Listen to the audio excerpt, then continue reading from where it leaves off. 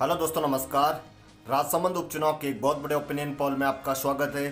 सट्टा बाजार की रिपोर्ट राजसमंद उपचुनाव में क्या कहती है, राजसमंद उपचुनाव में कौन जीत रहा है, क्या आरएलपी जीतेगी, क्या बीजेपी जीतेगी या क्या कांग्रेस जीतेगी, इसकी जानकारी हम इस वीडियो में बताने वाले हैं। इनके नतीजे 2 चुनाव को घोषित होंगे, लेकिन उन चुनावों से पहले ground report, media report, exit poll और सट्टा बाजारों की देखें और ओपिनियन पोल की देखें तो यहाँ से राजसमंद से कौन सा प्रत्याशी जीत दर्ज कर रहा है उसकी जानकारी हम इस वीडियो में बताएंगे। साथ ही साथ उससे पहले आपसे छोटी सी रिक्वेस्ट है कि इस चैनल पर अगर आप पहली बार विजिट कर रहे हो तो चैनल को सब्सक्राइब, वीडियो को लाइक और शेयर जरूर करें। साथ ही साथ आप हमें कमेंट जरूर करें कि आपके ओपिनियन पोल के अनुसार राजसमंद में कौन जीत रहा है, कौन सा उम्मीदवार किस उम्मीदवार पर भारी पड़ रहा है। तो दोस्तों, स्वागत है एक बार फिर से ओपिनियन पोल में। सबसे पहले तो राजसमंद में जो उपचुनाव हुए थे उनमें वोटिंग का प्रतिशत क्या रहा था, किस प्रकार की वोटिंग कितनी कम हुई 2018 की तुलना में किस प्रकार की रही।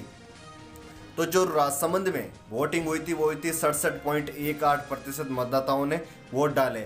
वही बात करें तो 2018 का जब चुनाव हुआ तो यही राजसमंद में 76.59% वोटिंग हुई थी।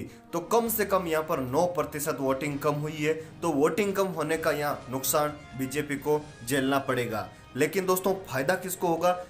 जिस तरह से बाकी बात करें सुजानगढ़ विधानसभा क्षेत्र की या साड़ा उपचुनाव की, तो इन दोनों से ज़्यादा यहाँ पर राजसमंद में वोट पड़े। तो ये वोट पड़ने की प्रमुख वजह है, जितना वोटिंग प्रतिशत इन दोनों उपचुनावों से ज़्यादा हुआ यह यहाँ पर आरएलपी को फायदा देने वाला है उपचुनाव। और बात कर लेते हैं अब यहाँ से कौन कौन से प्रत्याशी चुनाव लड़ रहे थे। आरएलपी से यहाँ पर प्रहलाद खटाना चुनाव लड़ रहे थे, जो युवा जोशील उम्मीदवार थे और उन्होंने अपना काफ़ी प्रचार प्रसार भी किया और माहौल भी उनका अच्छा बताया जा रहा है। उनके सामने बीजेपी की दीप्ति मैसरी चुनाव लड़ रही थी, कांग्रेस के तनसुख बोहरा चुनाव लड़ रहे थे।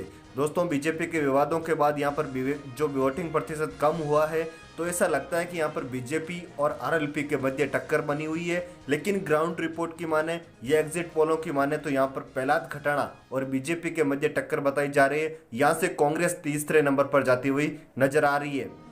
लेकिन दोस्तों, ताजा सर्वे और रिपोर्ट के अनुसार माने तो यहाँ पर जो भी प्रत्याशी जीतेगा उसके अंदर जीत का अंदर 5,000 या 10,000 से वोटों का ज़्यादा नहीं होगा। लेकिन रिपोर्ट की माने तो प्रहलाद खटाना जो दीप्ति मैसरी उनको कड़ी टक्कर देते हुए नजर आएंगे। लेकिन अभी फिलहाल इन दोनों के मध्य टक्कर बताई जा रही है। लेकिन बताया जा रहा है कि यहाँ से बीजेपी सीट निकाल सकती है। लेकिन अब जिससे चुनाव के नतीजे घोषित होंगे तो पूरी तरीके से कन्फर्म होगा। लेकिन अभी तक रिपोर्ट की माने तो यहाँ से बीजेपी सीट निकालती हुई नजर आ रही है। लेकिन प्रहलाद खटाना यहाँ पर पूरी तरीके से बीजेपी को टक्कर देते हुए भी नजर आ रहे हैं। अगर कुछ और नया उलटफेर देखने को मिलता है तो यहाँ से प्रहलाद खटाना जीत भी सकते हैं। तो दोस्तों, एक और वीडियो में मिलते हैं, तब तक के लिए जय हिंद, जय भारत, वंदे मातरम।